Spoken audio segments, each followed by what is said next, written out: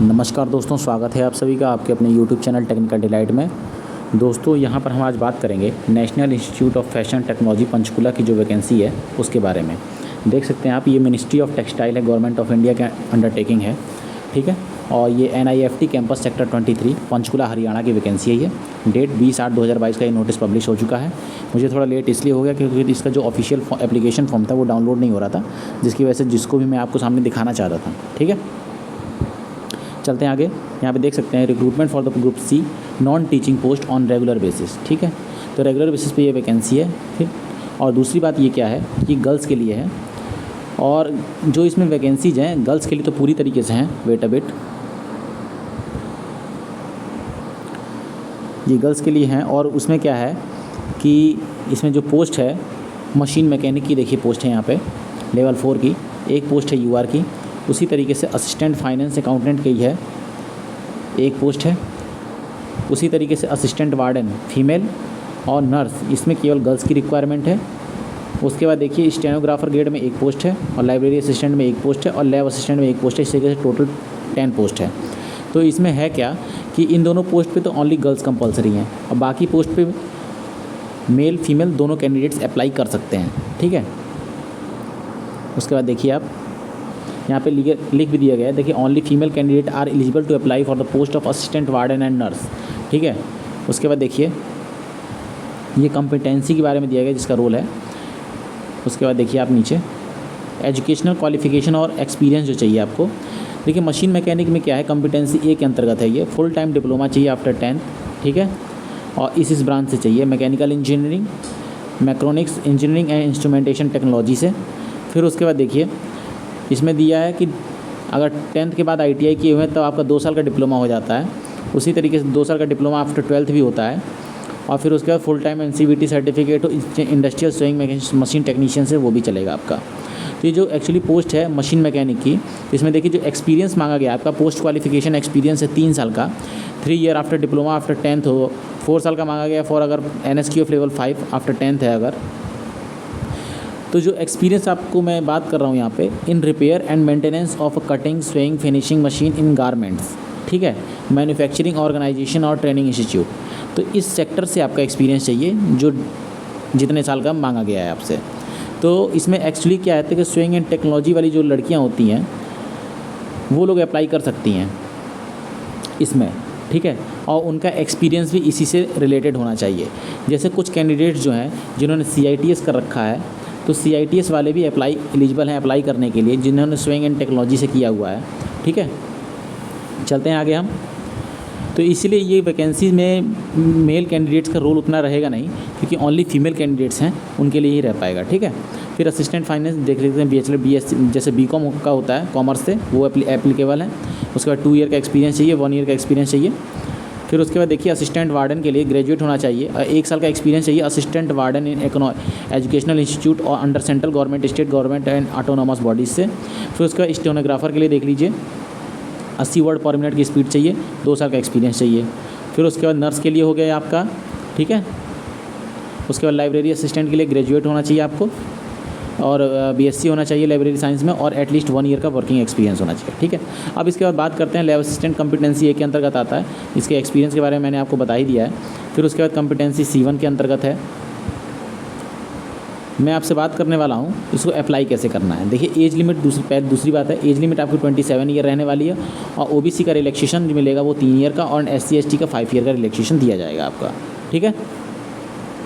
उसके बाद जो एप्लीकेशन फ़ी आपकी रहने वाली है वो रहेगी आपकी 590 रुपीज़ प्लस GST 18%। इस तरीके से टोटल मिला के टोटल 590 का आपको चालान कटवाना पड़ेगा। देखिए डिमांड DD बनवाना है आपको, किसके फेवर में बनवाना है, NIFT general account payable eight Panchkula, ठीक है। इसके फेवर में बनवाना है आपको। Applicant must be right his name, address and post applied for on back side of a DD, must enclose the original demand draft with application form. आपको इस original DD को, एप्लीकेशन फॉर्म को, इसको offline भरना है। फिर application form को भरने के साथ DD भी उसमें आप लगाएंगे, DD का एक फ़ोटो कॉपी आप रख लेंगे, और DD को लगाने का पीछे बैक साइड में आप उसमें अपने नाम वगैरह को फिल कर देंगे। फिर उसके बाद आपको एक इन्वेलप लेना है, यानी बड़े साइज़ का लिफाफा लेना है, जिसमें A4 साइज़ का जो पेपर होता है हमारा पूरे तरीके से आ पाए, उस A4 साइज़ के पेपर को बड़े वाले लिफाफे में लगा के फिर यहाँ का एड्रेस डाल के आपको सेंड कर देना है, ठीक है। इसकी फॉर्म की लास्ट डेट जो है ये 19/9/2022 है, तो आपका इस डेट से पहले आपका फॉर्म पहुँच जाना चाहिए, ठीक है। फिर उसके बाद देखिए यहाँ पे दिया गया है appointment letter in case of NIFT employees regular और long term need to attach their avail benefit for the fee exemption. उनको अटैच करना होगा, और वहाँ पे कोई एम्प्लॉय होगा वो अगर इस फॉर्म को अप्लाई करता है तो उसको इस चीज़ के अप्लाई करने के लिए जो उसका जो एम्प्लॉयमेंट का वो मिला है ऑफ़र लेटर, उसको अटैच करना रहता है। The candidate applying more than eligible to apply है, एक से ज़्यादा पोस्ट के लिए। आपको देखिए अप्लाई कैसे करना है। पहली बात कि आपको ऑफलाइन में अप्लाई करना है, और यहाँ से जो आपको एप्लीकेशन फॉर्म डाउनलोड करना है, मैंने लिंक ओपन करेंगे आप तो जल्दी लिंक ओपन करने पे शो नहीं करेगा, लेकिन आप मेरा टेलीग्राम ग्रुप ज्वाइन कर सकते हैं, वहाँ मैं इसकी PDF को डाल दूँगा, वहाँ से आप डायरेक्टली डाउनलोड कर सकते हैं उसकी PDF को, ठीक है। उसके बाद जो आपको इन्वेलप में करके भेजना है इस फॉर्मेट में, वो आपका ये एड्रेस है, the director national institute of fashion technology, campus sector 23, Panchkula, Haryana. इस जगह पे the sealed envelope should be application for the post of. जो इन्वेलप आप लिफाफा लेंगे तो लिफाफे में सबसे ऊपर लिखेंगे application for the post of capital letters में, और जिस पोस्ट के लिए आप अप्लाई कर रहे हैं वो लिख देंगे एप्लीकेशन इन्वेलप पे, ठीक है, कैपिटल लेटर्स में। फिर उसके बाद सारी चीज़ की सेल्फ अटेस्टेड कॉपी आप लगाएंगे, educational qualification 10th high school inter जो कुछ भी किए रहते हैं आप, ITI डिप्लोमा, ठीक है। फिर उसके बाद एक्सपीरियंस का जो भी आप डिटेल सबमिट करेंगे उसको सेल्फ अटेस्टेड कर देंगे, ठीक है। यहाँ पे देखिए क्लियरली लिखा है application form duly field all respect should reach above address on before 19/9/2022। 19/9/2022 से पहले आपका एप्लीकेशन फॉर्म पहुँच जाना चाहिए किसी भी हालत में, ठीक है। नीचे उसके बारे में मैंने आपको बता दिया, ठीक। ये सारे पोस्ट हो गई। उसके बाद एज लिमिट के बारे में मैंने आपको बता ही दिया है।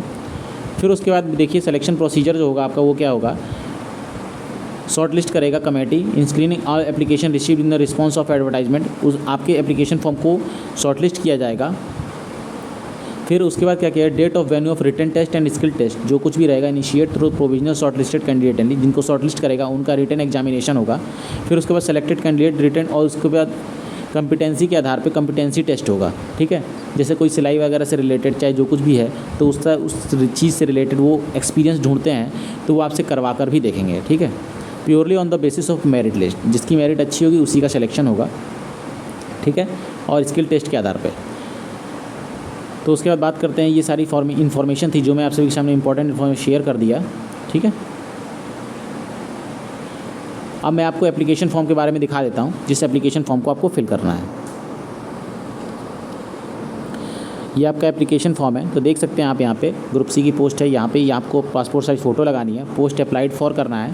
फिर कॉम्पिटेंसी कोड, जैसे मैंने आपको कॉम्पिटेंसी कोड ऊपर दिखाया था कि किस किस चीज़ के लिए कौन कौन सा कॉम्पिटेंसी कोड है, वो आपको यहाँ फिल करना है। फिर डिटेल ऑफ DD नंबर, जैसे DD आप बैंक से बनवाएंगे तो उसका नंबर और किस डेट को बनवाया गया वो नंबर, ठीक है। कितने रुपीज़ का था यहाँ पे फिल करना है। नेम ऑफ इशूइंग बैंक, कौन से ब्रांच से बनवाते हैं, SBI, HDFC, किसी बैंक से आप बनवाते हैं तो उसका ब्रांच इशूइंग बैंक होना चाहिए, ब्रांच कोड होना चाहिए। फिर उसके बाद एप्लीकेशन फॉर्म में जो होना चाहिए, नेम इन ब्लॉक लेटर, आपका स्टेटस, फादर्स नेम। फिर उसके बाद category general, OBC, SC, ST। उसके बाद डेट ऑफ बर्थ होनी चाहिए आपका। फिर उसके बाद present address, permanent address, contact detail में valid email ID, valid mobile number, contact number, present employment detail. उसके बाद the total experience in year after attending essential qualification, academic records आपको यहाँ पे फिल करने रहेंगे। फिर उसके बाद एम्प्लॉयमेंट से रिलेटेड चीज़ें फिल करनी रहेंगी। Details of enclosure, matriculation. उसके बाद please opposite to the document mentioned.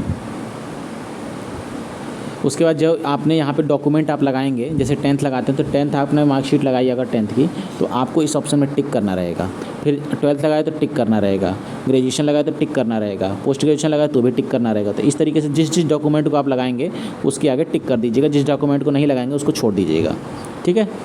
फिर उसके बाद डिक्लेरेशन हो गया, आप यहाँ पे सिग्नेचर कर देंगे। फिर उसके बाद सिग्नेचर करने के बाद प्लेस और डेट फिल कर देंगे, ठीक है। तो मुझे लगता है जो स्विंग वगैरह से जिन लड़कियों ने किया हुआ है और ये फ़ीमेल के लिए एक अपॉर्चुनिटी है, तो आप सभी को ये फॉर्म भरना चाहिए। तो ये छोटी सी इन्फॉर्मेशन थी जो मैं आप सभी के सामने शेयर किया।